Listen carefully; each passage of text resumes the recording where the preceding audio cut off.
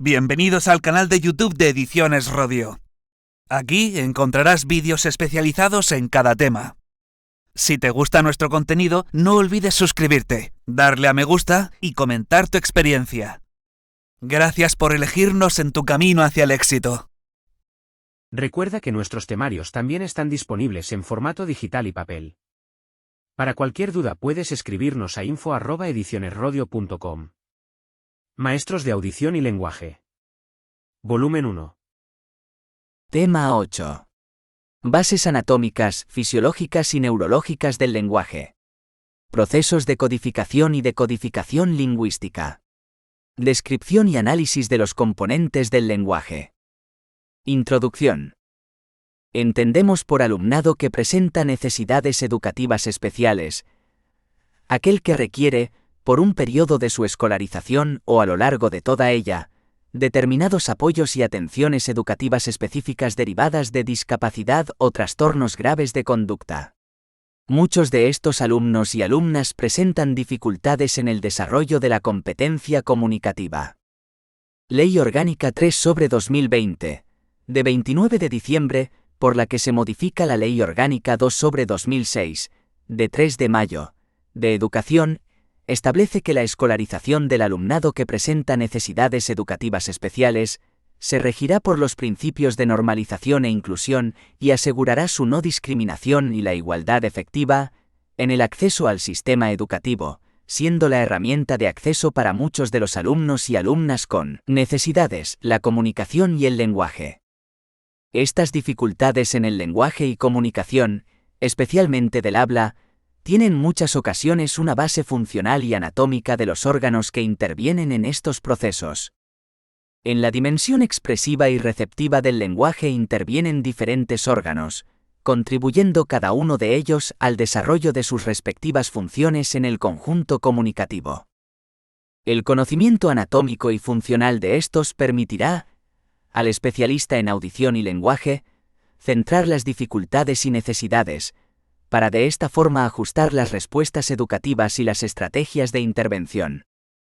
Las intervenciones quirúrgicas, médicas o neurológicas, en muchos casos necesarias, corresponden a otros especialistas, pero es el conocimiento sobre los mismos el que permitirá al maestro especialista en audición y lenguaje orientar el proceso de intervención.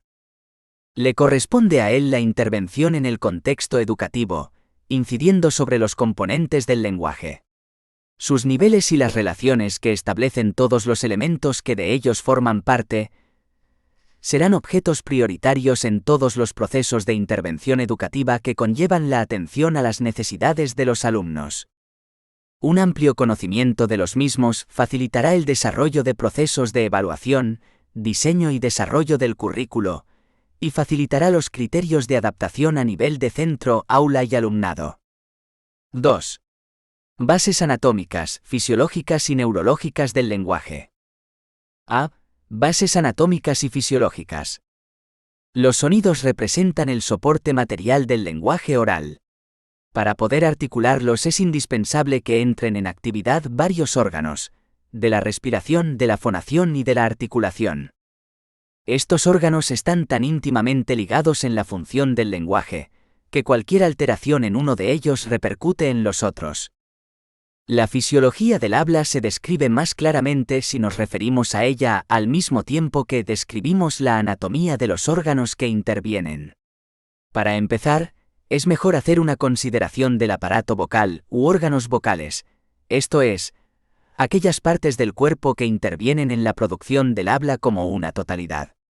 Los órganos vocales incluyen los pulmones, la tráquea, la laringe que contiene las cuerdas vocales, la garganta o faringe, la boca y la nariz. El sistema de cavidades que se encuentra por encima de la laringe se conoce como tracto vocal, cuya forma puede alterarse para producir los diversos sonidos del habla. Pero antes de producir cualquier sonido, debe haber una fuente de energía. En el caso del habla, la energía toma la forma de un flujo de aire que ha sido puesto en movimiento por los pulmones. El ciclo respiratorio tiene lugar a través de la acción de las costillas y de los pulmones, los cuales constituyen parte de la cavidad torácica. Dicho ciclo respiratorio consta de dos tiempos: inspiración, entrada del aire, y expiración, salida del aire. Las vías normales fisiológicas del acto respiratorio, cuando se utiliza la corriente aérea para articular los fonemas, son los pulmones, los bronquios, la tráquea, la laringe, parte de la faringe y la boca, y las fosas nasales únicamente cuando se articulan los fonemas nasales. En los procesos de descenso y levantamiento de la caja torácica, intervienen muchos músculos del cuello y espalda, y otros músculos abdominales. La capacidad respiratoria se mide a través de la espirometría. Esta prueba mide el volumen corriente, volumen de reserva inspiratoria y expiratoria, la capacidad vital y la capacidad vital forzada.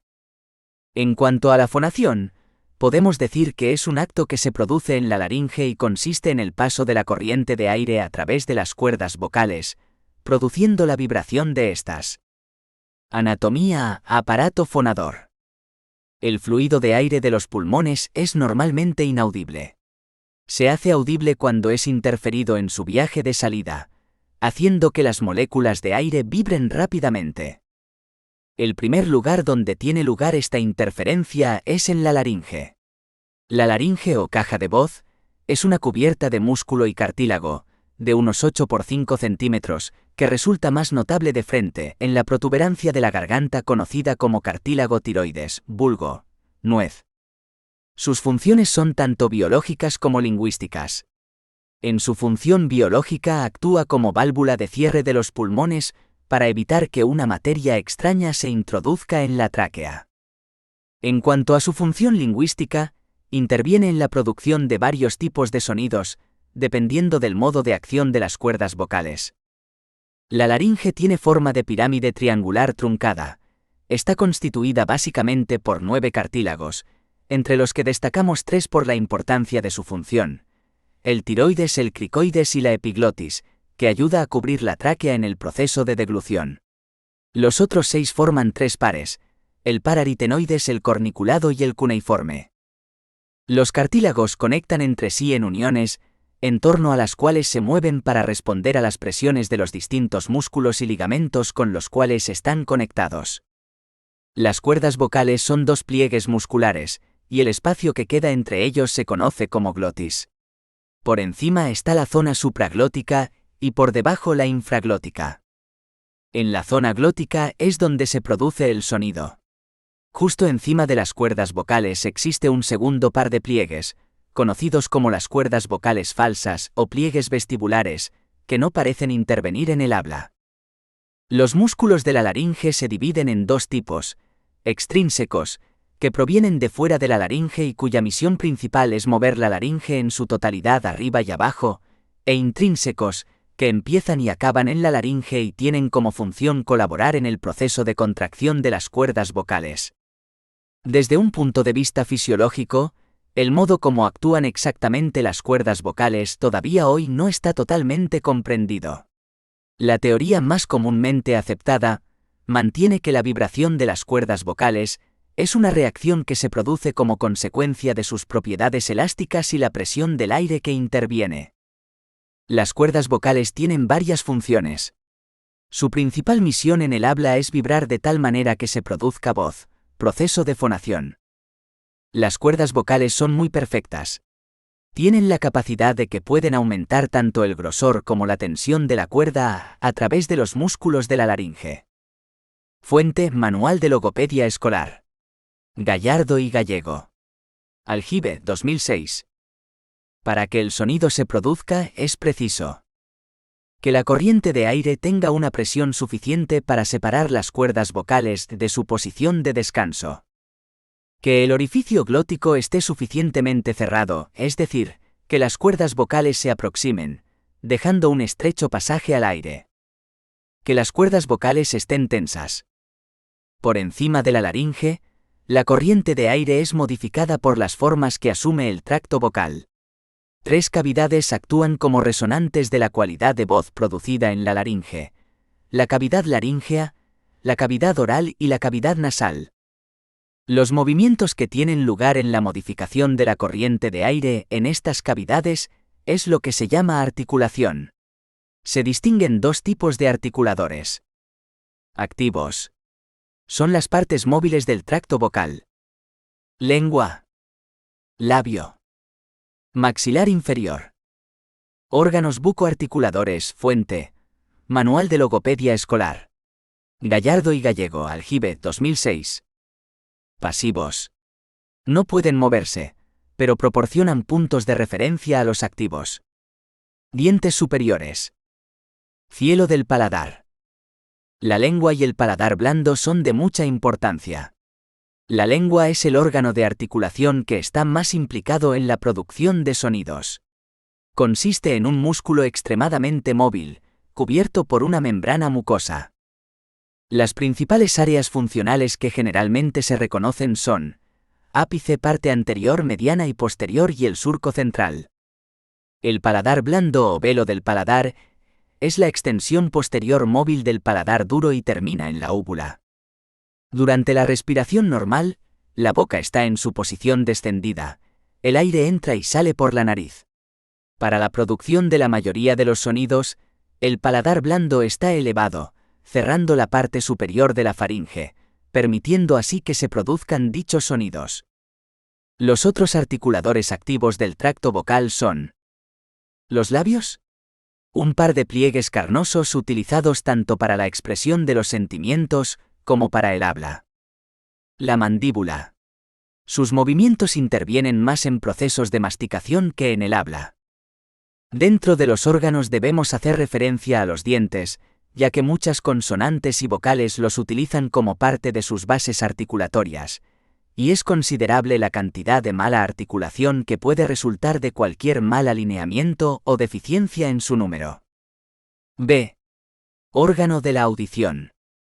El primer paso en el componente receptivo de la cadena de comunicación es aquel en el que el sonido es recibido por el oído, que interviene con todas sus estructuras anatómico-fisiológicas, es decir, el oído externo, el oído medio y el oído externo. Oído externo. Constituido por el pabellón auditivo, que es la parte visible del oído, y por el canal auditivo externo o meato auditivo externo, que es el estrecho pasillo que conduce al tímpano. El pabellón auditivo está implicado en la centralización de las ondas sonoras y ayuda al proceso de localización del sonido. El canal auditivo actúa como un pequeño amplificador y termina en el tímpano, al cual protege cerumen. Oído medio. Lo separa del anterior la membrana timpánica. Tiene propiedades elásticas, que le permiten vibrar cuando le alcanzan las ondas sonoras que las transfiere a los huesos que hay en este oído medio. La cámara del oído medio es una cavidad, que se llena de aire porque existe una conexión directa con la nariz y la trompa de Eustaquio. Esto mantiene el nivel de presión del oído medio igual al que existe al otro lado del tímpano. La función de esta cámara es transformar las vibraciones en movimiento mecánico, que será transmitido al oído interno a través de la cadena de huesecillos, martillo, yunque y estribo. Entre el oído medio y el interno existe una abertura llamada ventana oval, por donde las vibraciones se van a transmitir hasta el líquido del oído interno. Las señales ya van amplificadas. Oído interno. Es un sistema de pequeñas cavidades que conectan entre sí y de conductos situados en los huesos del cráneo, laberintos. Tiene dos partes. Los canales vestibulares que controlan el sentido del equilibrio. La cóclea, cavidad como la concha de un caracol. Aquí se encuentra el órgano de Cortid, su tarea es traducir los movimientos mecánicos en impulsos nerviosos a través de las células ciliadas, y así se envían al cerebro. Aparato auditivo. C. Neurología del lenguaje y la comunicación. Aunque las bases cognoscitivas lingüísticas de la comunicación están organizadas por el cerebro, en última instancia, la importancia debe ser codificada en señales susceptibles de ser transmitidas por el sistema nervioso. Es un proceso que empieza en el cerebro, y luego se extiende más allá de él, de tal modo que las señales se transmiten a sus respectivos destinos, a los músculos y otras variables que gobiernan la producción del habla. Neurología del lenguaje y lóbulos. La red de conexiones a través de la cual se pueden transmitir las señales de una parte del cuerpo a otra, se conoce con el nombre de sistema nervioso. Se hace una gran división. Sistema nervioso central. Corre a lo largo del eje vertical del cuerpo y emprende el cerebro y la médula espinal. Sistema nervioso periférico. Conecta el sistema nervioso central con el resto del cuerpo, abasteciendo las partes que están en la superficie del cuerpo o cerca de ella. El cerebro no es una estructura simple, indiferenciada, sino que contiene varias regiones anatómicamente diferenciadas. La característica más notable del cerebro es el modo en que está dividido, en dos partes de tamaño similar, los hemisferios izquierdo-derecho, que están unidos en la parte profunda del cerebro por un grueso haz de fibras nerviosas, el cuerpo calloso, a través del cual la información puede transmitirse de uno a otro. Las cisuras, Rolando Silvio, se utilizan como base anatómica primaria para dividir el cerebro en áreas más diferenciadas o lóbulos. Lóbulo frontal. Lóbulo temporal. Lóbulo parietal. Lóbulo occipital. La importancia de estas identificaciones reside en la posibilidad de que diferentes funciones pueden asociarse a diferentes lóbulos. La distinción motor sensorial fue uno de los primeros hallazgos del estudio neurológico del cerebro. La estimulación eléctrica de una zona específica producía un movimiento regular de determinadas partes del cuerpo. Córtex motor. Es la parte anterior a la cisura de Rolando. La parte posterior se encarga de la recepción e interpretación de los estímulos que llegan. Córtex sensorial. La representación pictórica de las divisiones anatómicas de la corteza motora primaria y la corteza somatestésica primaria la realizó Wilder Penfield.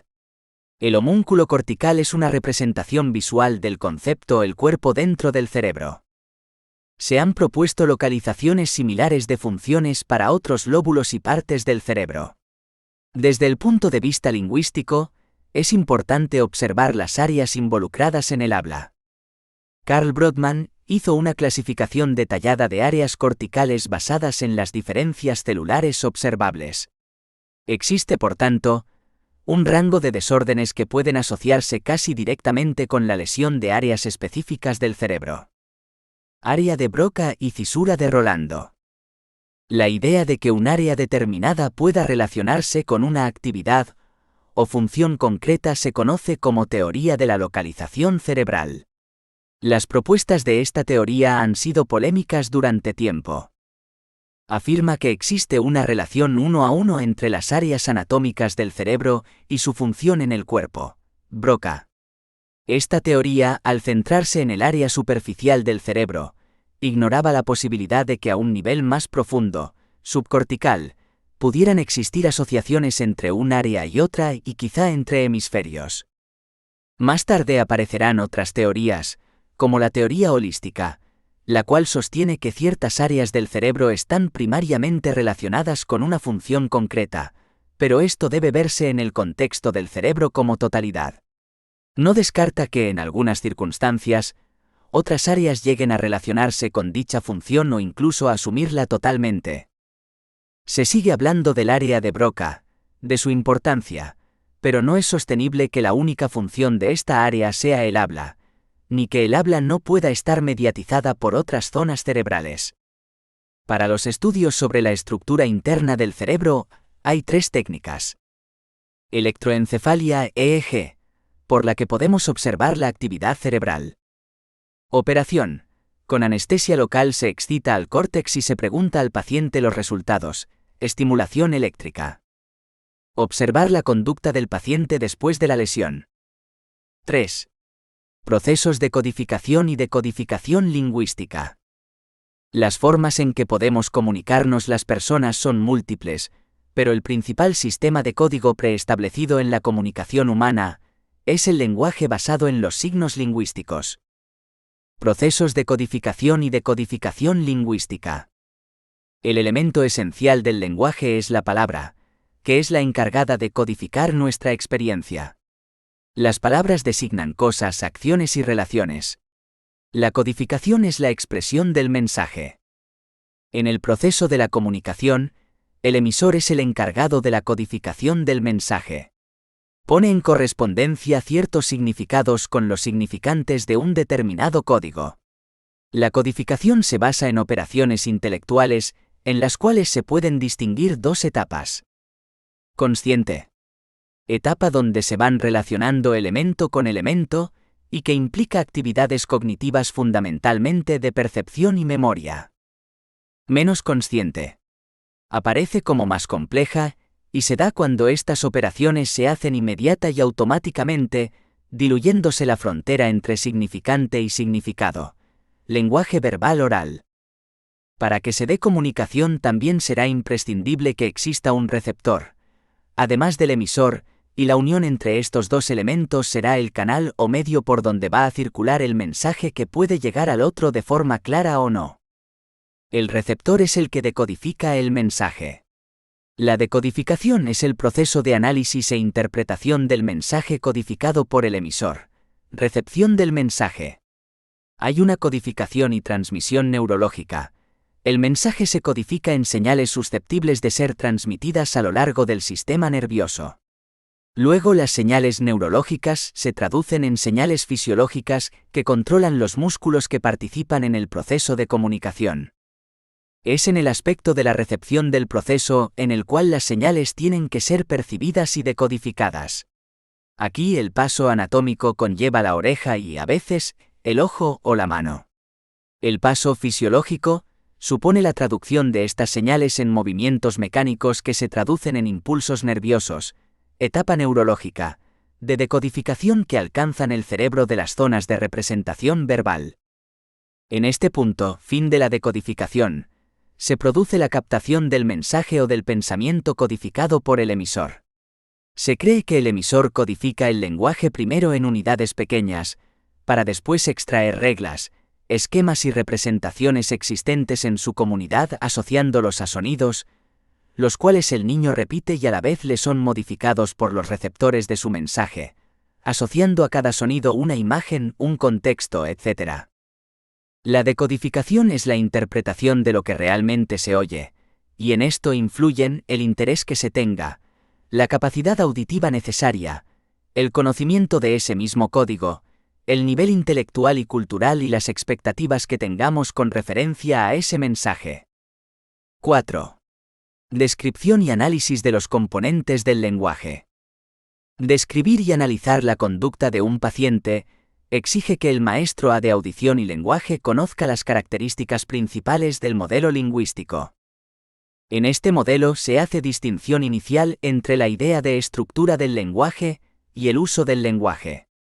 La primera resume todas las características formales del lenguaje, tal como se observan directamente en una expresión hablada. Estos elementos formales se clasifican en fonética, fonología, gramática y semántica, y del uso del lenguaje se va a ocupar la pragmática. 4,1. Fonética y fonología. La fonética estudia las características de los sonidos humanos, especialmente de aquellos utilizados en el habla, y proporciona métodos para su descripción y clasificación. Estudia todos los sonidos humanos, prescindiendo del lenguaje que presenten. La fonología estudia el modo en que se organiza el sistema de sonidos de un lenguaje. El aparato vocal humano puede producir un rango muy amplio de sonidos, pero solo un número relativamente pequeño de estos se emplea para expresar significados. La fonología estudia solo el modo en que una selección de estos sonidos se organizan en un determinado lenguaje. El desarrollo fonológico describe cómo se forman poco a poco los estereotipos fisiológicos que controlan la articulación de los sonidos del habla. Los alumnos y alumnas, a su entrada en la escuela, pueden presentar un escaso desarrollo del sistema fonológico debido a múltiples factores.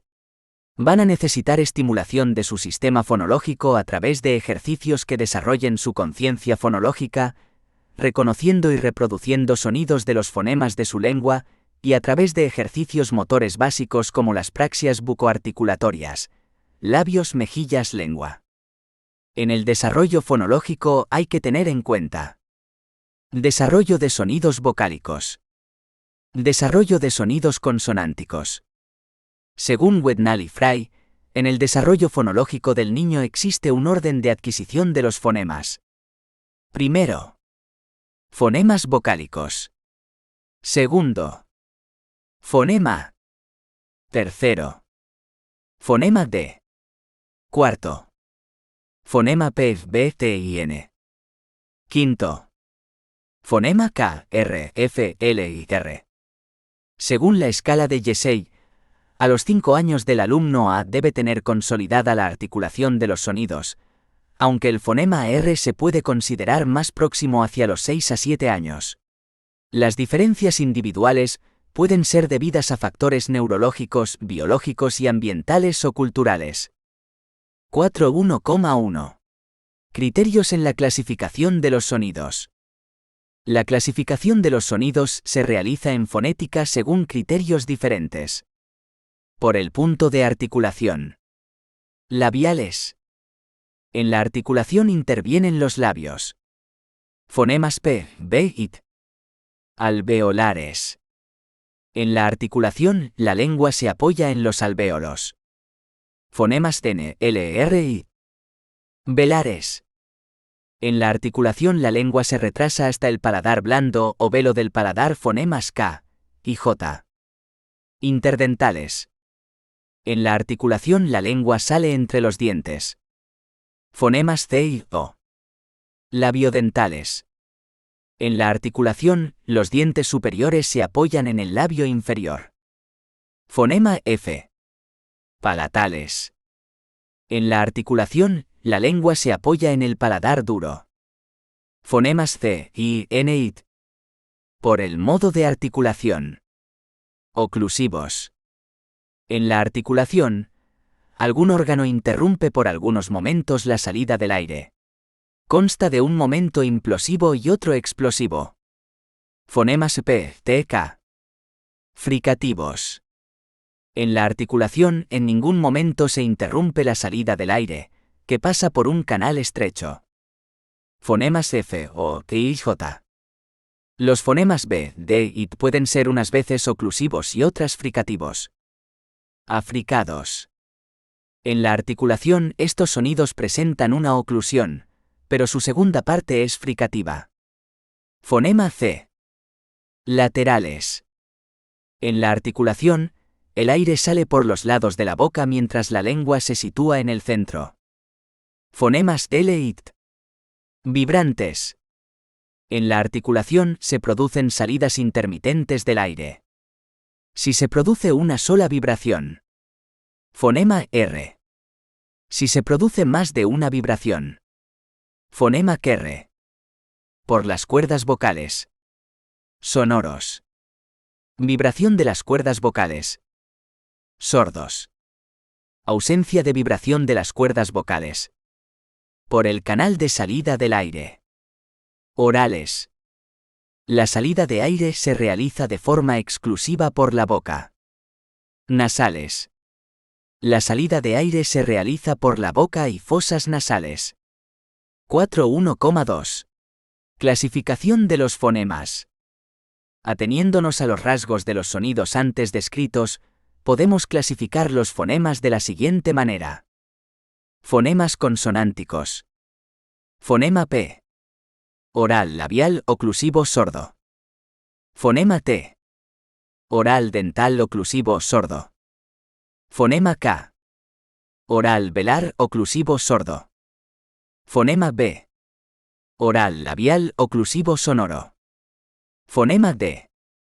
Oral dental oclusivo sordo. Fonema G. Oral velar oclusivo sonoro. Fonema TF. Oral labial fricativo sordo. Fonema GO. Oral dental fricativo sordo.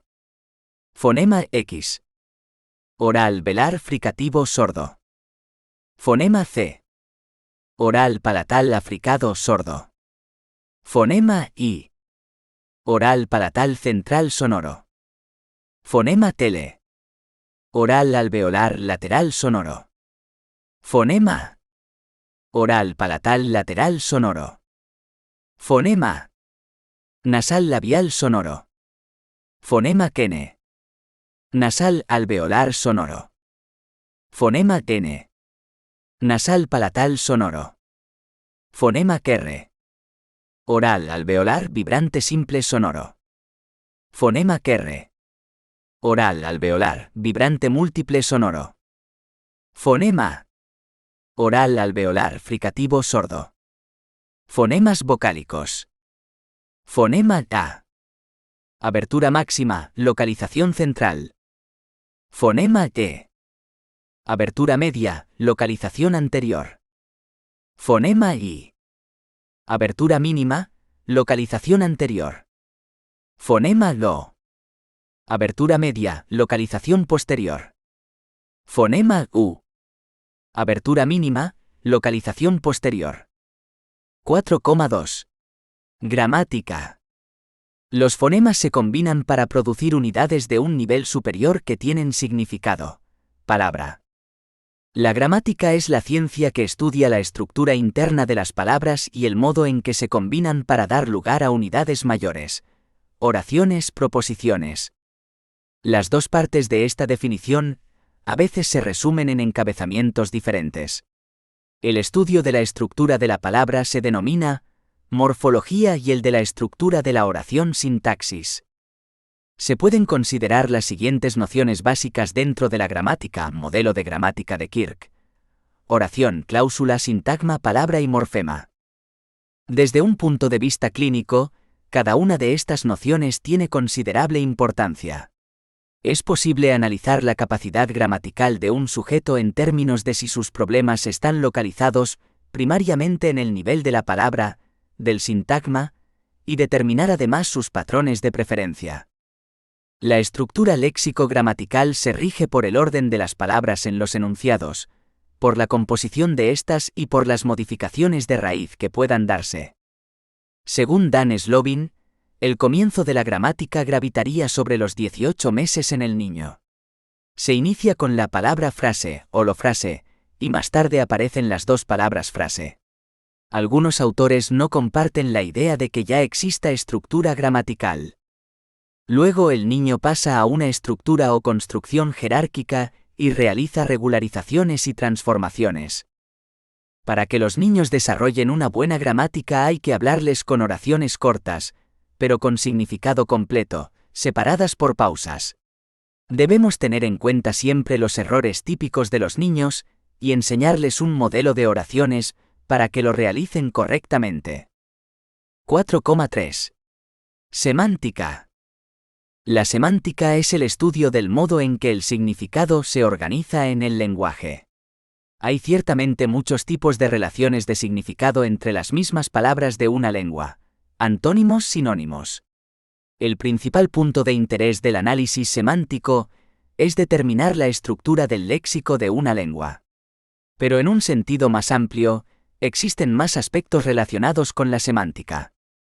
El significado también puede incluir la intención que existe en la mente del hablante. Por tanto, existen áreas de significado poco estudiadas, como la expresión de las emociones utilizando el tono de voz. Es la rama de la lingüística menos desarrollada. El estudio de la semántica proporciona un modelo de análisis al terapeuta, tanto para la evaluación como para la intervención lingüística. Según algunos autores, Wittgenstein, el significado de una palabra es su uso en el lenguaje. Una palabra almacena en sí los significados que han ido teniendo a través del tiempo en diversos contextos. Esto es importante tenerlo en cuenta en el desarrollo, estimulación y rehabilitación del lenguaje, ya que el aprendizaje de las palabras aisladas de cualquier contexto sería insuficiente y poco operativo. En el desarrollo y aprendizaje del lenguaje, el alumnado no adquiere el significado de una sola vez, se van creando paulatinamente y añadiendo nuevos rasgos semánticos. Primero se aprenden los más generales, forma, color, luego los más específicos. Asimismo, el niño aprende primero palabras específicas que se suelen corresponder con el objeto que vivencian. Más tarde aprenderá palabras generales. Otro concepto básico referente a la semántica sería la sobreextensión. Él mismo puede con una palabra extender o no su significado hasta llegar a hacerlo como los adultos. A la vez que otras funciones semánticas, la generalización, El saber que algo pertenece al conjunto de otras cosas tiene su proceso evolutivo. 4,4. Pragmática. La pragmática estudia la relación entre los signos y sus intérpretes, reglas que dirigen el uso del lenguaje dentro de un contexto.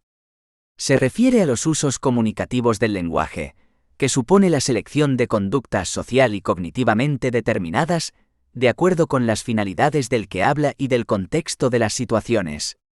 El componente pragmático se refiere a los efectos esperados y buscados de los enunciados sobre el receptor y los medios utilizados para tal fin.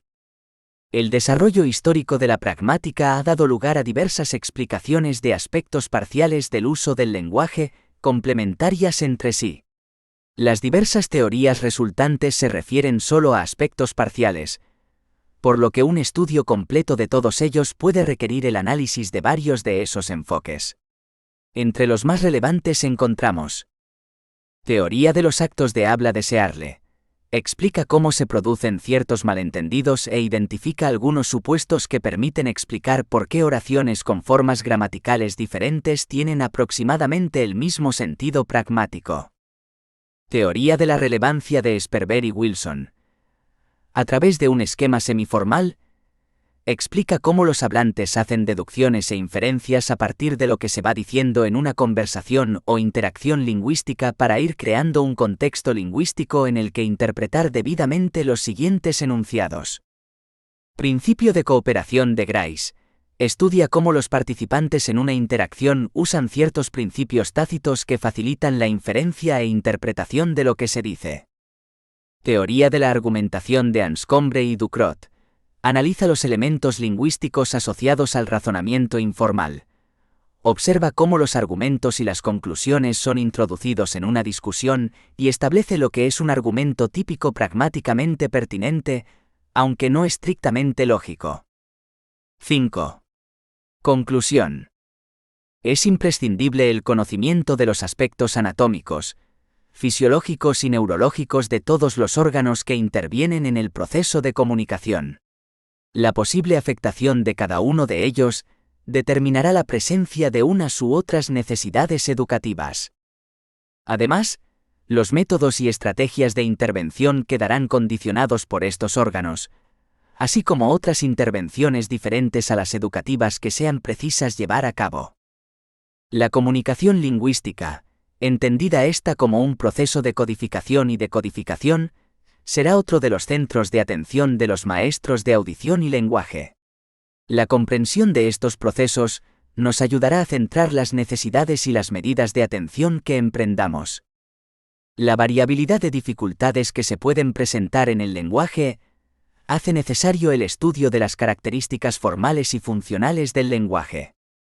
La fonética y fonología, la gramática, la semántica y la pragmática configuran los niveles del lenguaje en los que se presentarán dichas dificultades y en los que, por tanto, tendremos que intervenir.